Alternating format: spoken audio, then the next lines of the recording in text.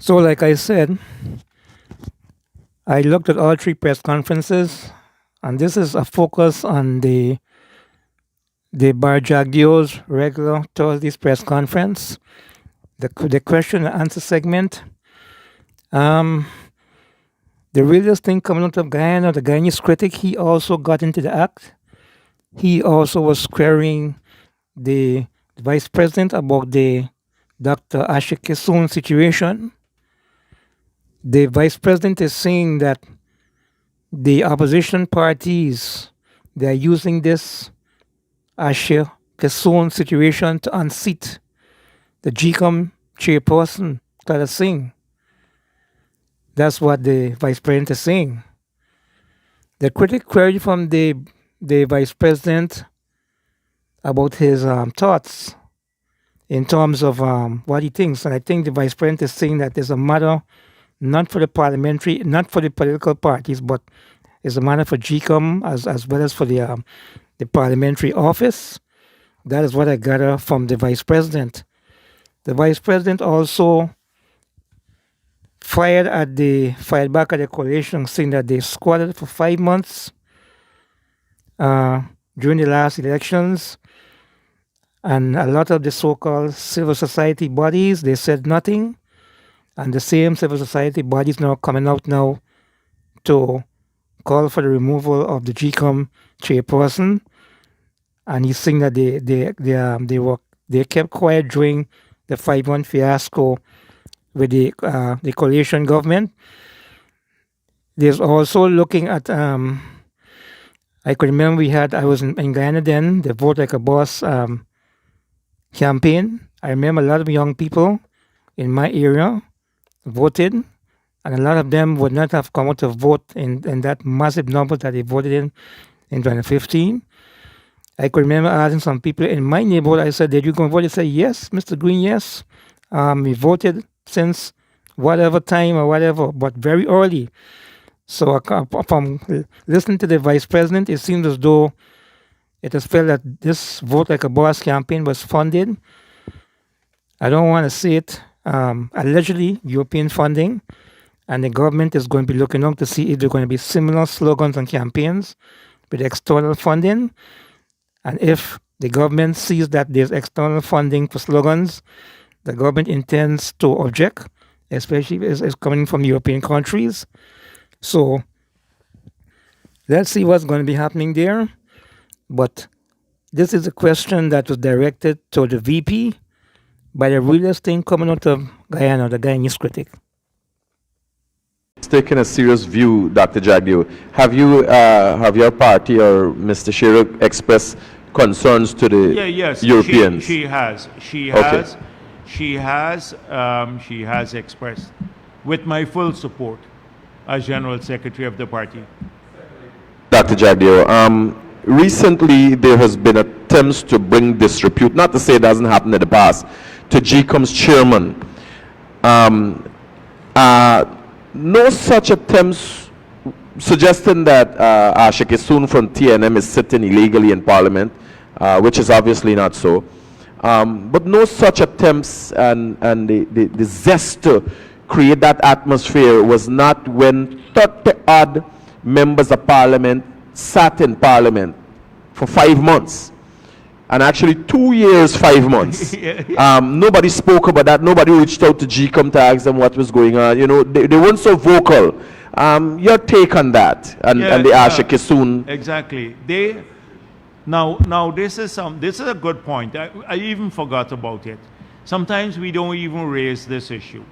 So if you lost the elections on March 2nd, but they remain as ministers until ministers, president, prime minister until August 2nd. 5 months you collected salaries illegally. All the perks of government were illegal. What happened to those people? Should they pay back their money that they received in that period? Shouldn't they pay back the money that they received because they were squatting in these positions? They spent billions of dollars in that period. should they be paying back the money? And so it's a good point that you're making. There was no outrage at that time. Nigel Hughes didn't come up and speak about it because Cathy Hughes was a beneficiary of the policy. In fact, Patterson was saying at the same time that they had their SOP showing they won. So this is what I talk about. I started today about duplicity, double standards, the lies that they tell. If anything, I will every single week, and I'm going to stop. In fact, I'm going to increase the frequency of it. So Glenlal, watch out. I come up more often now to talk about the lies. I'm going to remind everybody about what took place in that period, because the same crooks from that era, they're trying to reinvent themselves, and they don't want to withstand scrutiny, like Cathy Hughes is saying. Don't ask us about them. Thank you. Good that we're getting some rain. So it's Friday, the 6th of December, just about 19 days away from the Christmas holidays. In another week and a half, I'm going to be announcing a big surprise. A big surprise for those subscribers who do not live in Guyana. I'm going to be making an announcement shortly. It's just around 15 minutes to 5. It's not even 5 p.m. in the afternoon, and the place is already starting to get dark. This time of the year, during this part of December, I guess that's why they introduced daylight saving time. The place normally gets dark around this time of the year. I could remember the first time I came here and I was in Brooklyn. I'm living in Queens here presently. When I was in Brooklyn, and I was attending to GD classes with my daughter. I was amazed to see one time we were going to classes when the place was bright.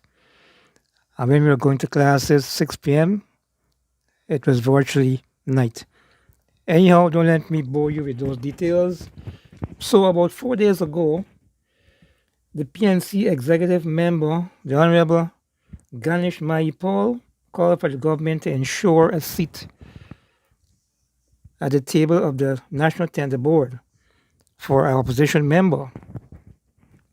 And I could remember hearing VP Jagdio shooting that down right away. He said that that's Jagdio. He's saying that the opposition is involved in a lot of obstructionist tactics. And until the said opposition can be trusted, there will be no seat at the National Tender Board for anybody from the opposition. Now, I was looking at the PNC press conference today. In fact, I looked at all the press conferences. I looked at the PPP press conference with the VP yesterday. The PNC had a separate press conference, and the AFC had a press conference after the PNC's press conference. Ganesh also addressed the Asha Kissoon situation, and Ganesh is calling Dr. Asha Kissoon a national squatter. Coming out of this, Lennox Schuman's party, apparently, the Liberty and Justice Party, they should have been the ones holding that seat on all the way until 2025. So we don't know what Gecom is going to be doing, but this is an excerpt of Ganesh at the PNC's press conference earlier this afternoon. Evaluated, and a recommendation comes as to which bid is the lowest, most responsive, and should receive the contract. They will be there. They will see the assessment. They will see the evaluation, and they will understand and deliberate and be a part of why Company X should be awarded the contract or why Company Z should not be awarded the contract. But right now, what we have are a set of friends, families, and favorites, a set of corrupt individuals engaged in abusing the Public Procurement Act of Guyana, and they are abusing it much to their own comfort and the People's Progressive Party's comfort. And that is what we have to guard against. Contractors are complaining.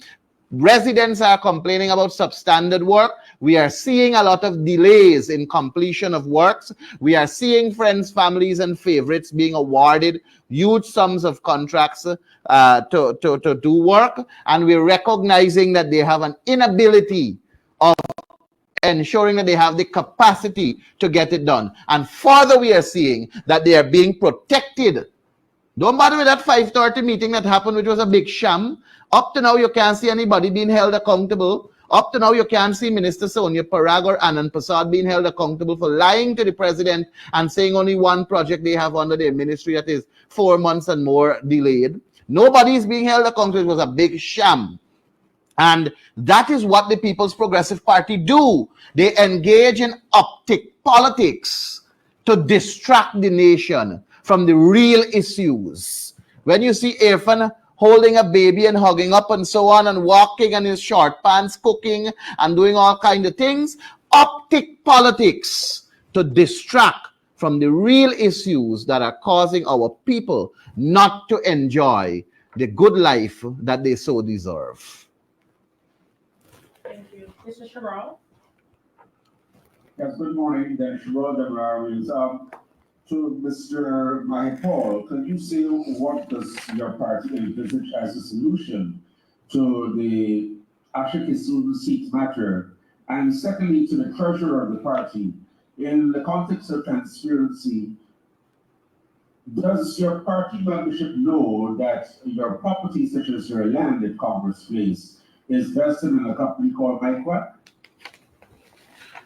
All right, so Demerara, I want to ensure that I am pellucid, because last week I believe I answered one of your questions that carried a headline which I didn't agree with, but I don't blame you for interpreting it how you interpreted it and wrote.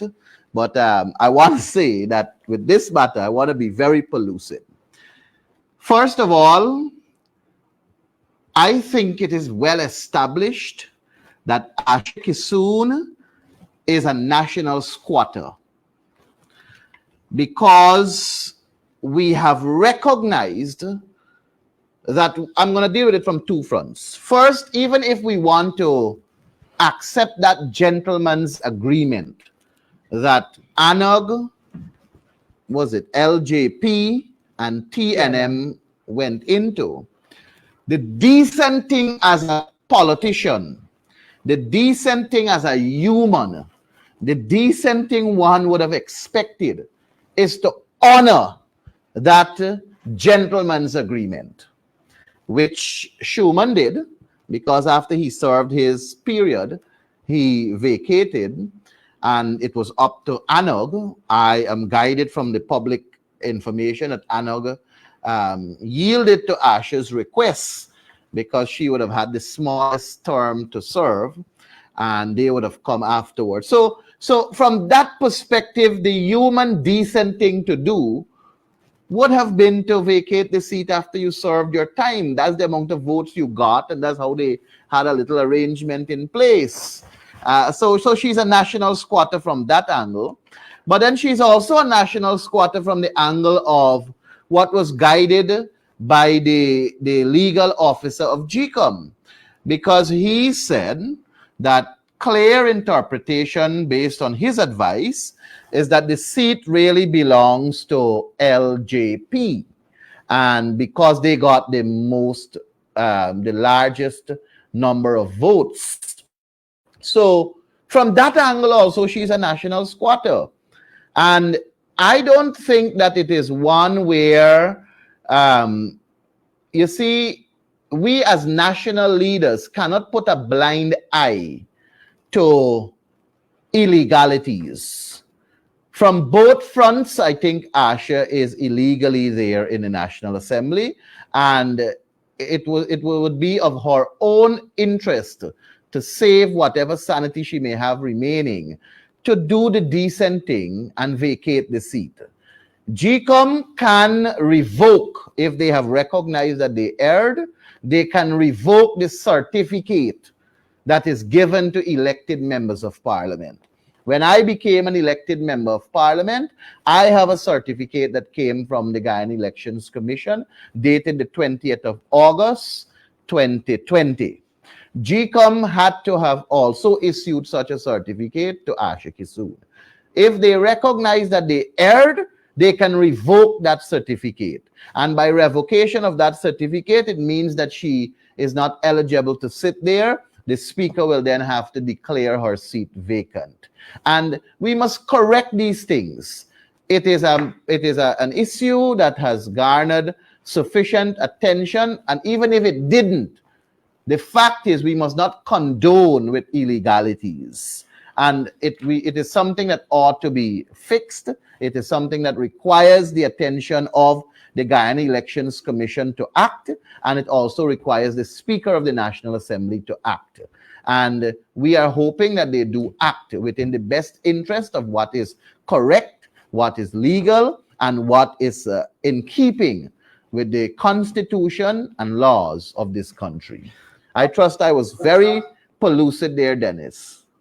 Can I ask a follow-up, sir? On what basis are you arguing that the seat can be revoked when indeed, in fact, it is a representative of the list who can ask that the seat holder be withdrawn and be replaced by someone else? What is the legal framework you're referring to as far as revocability is concerned? Well, I'm saying that it's Gecom who issued us the certificates. Declare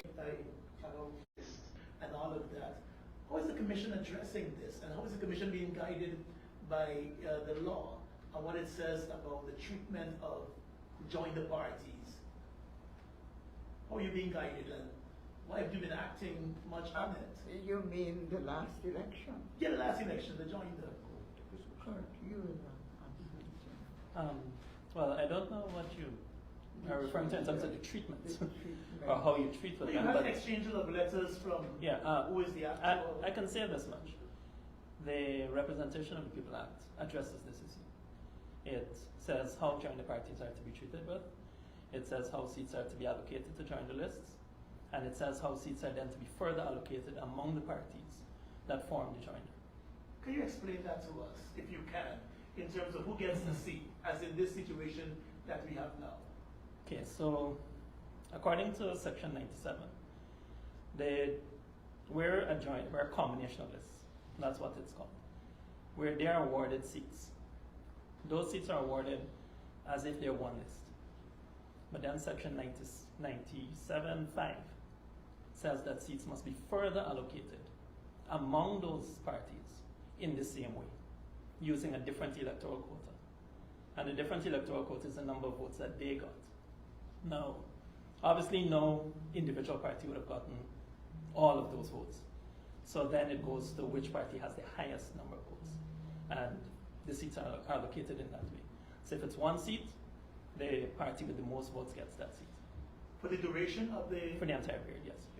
So we've seen this musical chairs with these parties. Is that an error on behalf of Gecom? And is Gecom going to seek to have that remedied when there's a row out there among a party in waiting and a party refusing to move? And just to follow up with and the LJP, I think, was the party with the most seats, right. the most votes. So how does Gecom fix that, Madam Chairperson, putting on your legal cap? And Gecom revoked the appointment of If I may assist, Madam Chair, just from a legal perspective, it is for the Speaker, where a vacancy has to be filled, it is for the Speaker of the National Assembly to initiate that process by writing to the representative of the list and obtaining their extraction of who is to fill that list. And so when Mr. Schumann demitted, when he resigned, the Speaker did carry out that process. What followed was, I can't presume to know what was in the minds of those of the persons, but the list that name needed to come from was the LJP list. But did Gecom bring that to the attention, or attempt to bring it to the attention of the speaker that there may have been an error here and this ought to be fixed? Has the commission discussed this at all? GCOM is in a position to revoke the certificate of appointment of Dr. Kissoon, correct? So why are we doing it? If JLP is supposed to get a seat, her certificate of appointments could be revoked. Make way for the correct party to join the seat. I can say this, Madam Chair, if I may. This matter, I mean, I know you have questions. I don't think you will get the answers here and now, because this matter is actually on the agenda of the commission, and I know Madam Chair will not want to proffer any opinion at this point. It would be premature. It is a matter on the agenda. But the legal opinion was proffered to the commission. That's correct. And the commission needs to discuss it and decide as a collective as to the way forward. Whether they interact with the Speaker of the National Assembly, or if they need to wait on some correspondence from the National Assembly or otherwise, that is before the commission, and I know it's on the agenda. You see which meeting it will be coming up at, Madam Chair? You seem to be dodging questions this afternoon. I'm not dodging any questions. So why are you shy to answer? Answer what? So why are you shy to answer? Answer what? So tell us why you aren't moving this, addressing this situation. Can I tell you something? That matter went before the commission and they said nothing. So here's another step I'm thinking of, which I don't want to be divulged here. Here's another step.